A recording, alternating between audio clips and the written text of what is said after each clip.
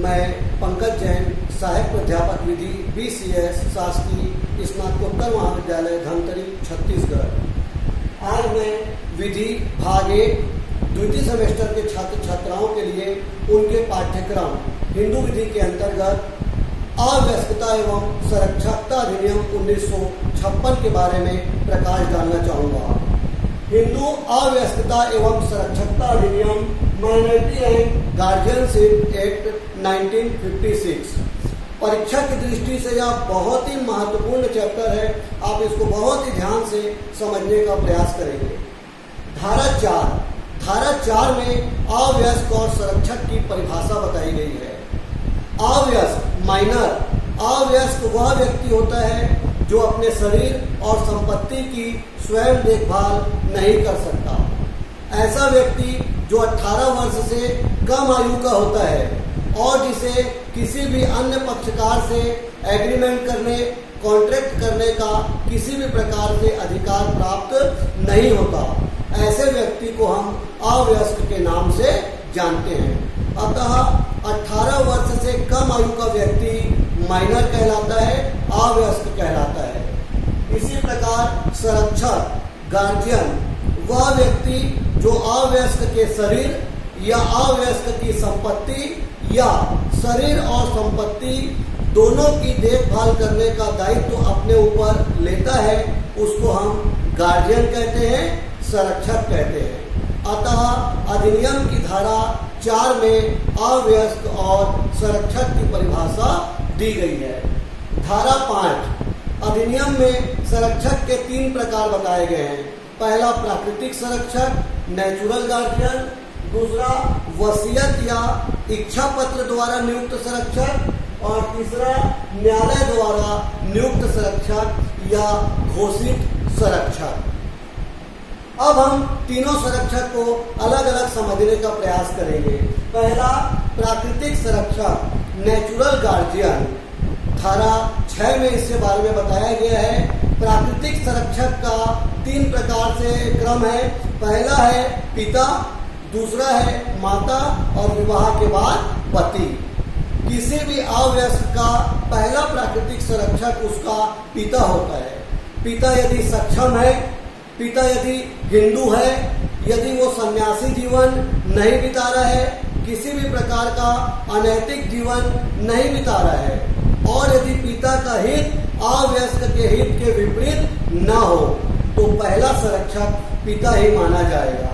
लेकिन पिता का हित यदि अवयस्क के हित के विपरीत हो, वो अनैतिक जीवन बिता रहा है, सन्यासी बन गया है या हिंदू नहीं रह गया, तो पिता फिर संरक्षक नहीं माना जाएगा और फिर माता उसकी संरक्षक मानी जाएगी।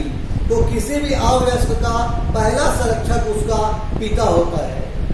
दूसरा माता, पिता यदि असमर्थ है, पिता यदि अक्षम है, पिता यदि हिंदू न हो या उसने धर्म परिवर्तन कर लिया है, पिता यदि अनैतिक जीवन बिता रहा है, तो ऐसी स्थिति में अवयस्क की संरक्षकता पिता से हट जाएगी और उस अवयस्क का पहला संरक्षक उसकी माता मानी जाएगी।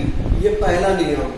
दूसरा नियम, 5 वर्ष तक के कम उम्र के बालक बालिका, इसकी पहली संरक्षक उसकी माता ही मानी जाएगी।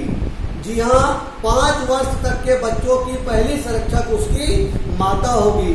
और तीसरा नियम, यदि कोई बच्चा अवैध है, अधर्मज है, तो उसकी पहली संरक्षक उसकी माता मानी जाएगी। लेकिन यदि ऐसा लगता है न्यायालय को कि माता से उसकी संरक्षकता हटा देनी चाहिए, तो फिर इस स्थिति में उस अधर्मज बालिकाओं को पिता की संरक्षकता में दिया जा सकता है। तो पहला संरक्षक पिता, दूसरा माता, तीसरा पति। जब किसी लड़की की शादी हो जाती है तो उसका पहला संरक्षक उसका पति होता है।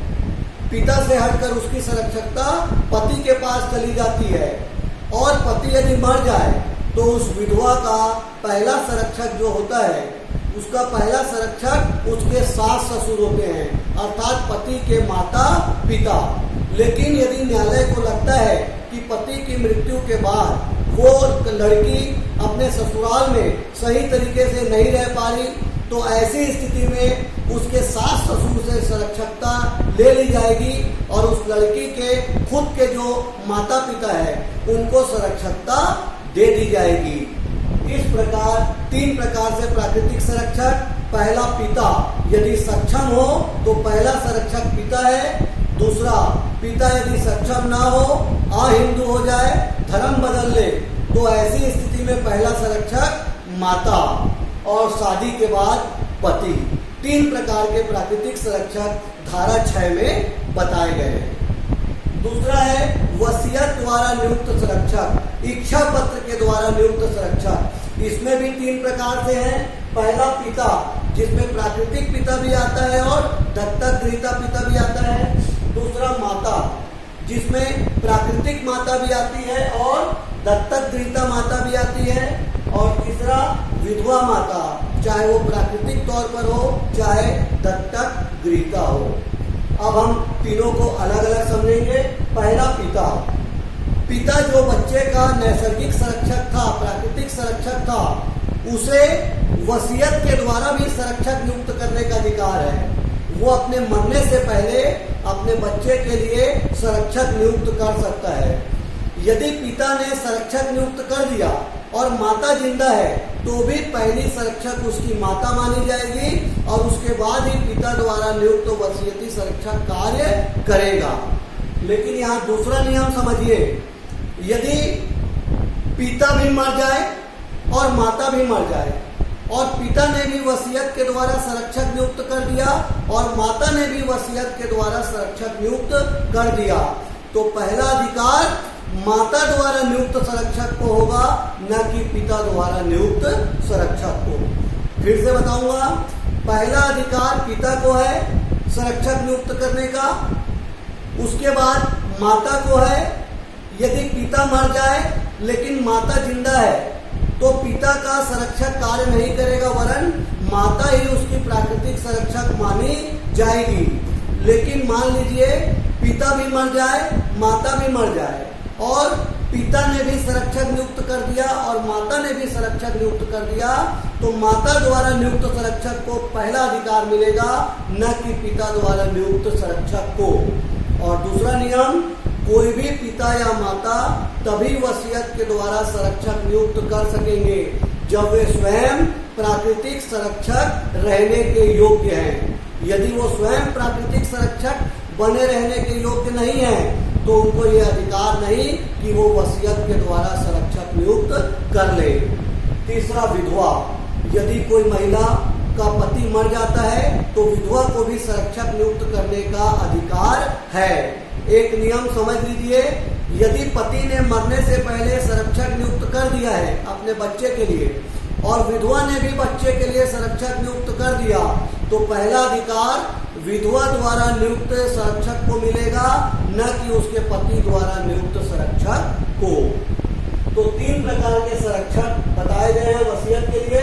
और तीसरा, न्यायालय द्वारा नियुक्त संरक्षक, अपॉइंट बाय कोर्ट, इसको घोषित संरक्षक के नाम से भी जानते हैं। जब बच्चे का प्राकृतिक माता पिता संरक्षक बनने के योग्य ना हो या वो मर जाए या अक्षम हो जाए और उनके द्वारा वसीयत के द्वारा भी यदि संरक्षक नियुक्त नहीं किया गया हो, तो ऐसी स्थिति में न्यायालय के द्वारा उस अवयस्क के लिए संरक्षक की नियुक्ति की जाएगी।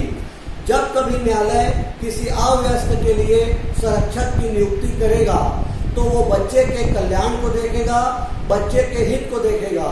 ऐसे किसी व्यक्ति को न्यायालय संरक्षक नियुक्त नहीं करेगा जिसका हित बच्चे के हित के विपरीत है, क्योंकि ये एक तरह का न्यासवत कार्य है। अतः जब किसी बच्चे का प्राकृतिक माता पिता संरक्षक बनने के योग्य ना हो, अहिंदू हो जाए या अक्षम हो जाए और बच्चे के प्राकृतिक माता पिता के द्वारा वसीयत के द्वारा भी यदि संरक्षक की नियुक्ति न की गई हो, तो ऐसी स्थिति में न्यायालय बच्चे के कल्याण और बच्चे के हित को देखते हुए धारा 13 के अंतर्गत संरक्षक नियुक्त करेगा, जिसे न्यायालय द्वारा नियुक्त संरक्षक के नाम से जाना जाएगा। इस प्रकार हिंदू अवयस्कता और संरक्षकता अधिनियम 1956 में 3 प्रकार से संरक्षक बताए गए हैं। नंबर 1 प्राकृतिक संरक्षक, नंबर 2 वसीयत या इच्छा पत्र द्वारा नियुक्त संरक्षक और नंबर 3 न्यायालय द्वारा नियुक्त संरक्षक या घोषित संरक्षक।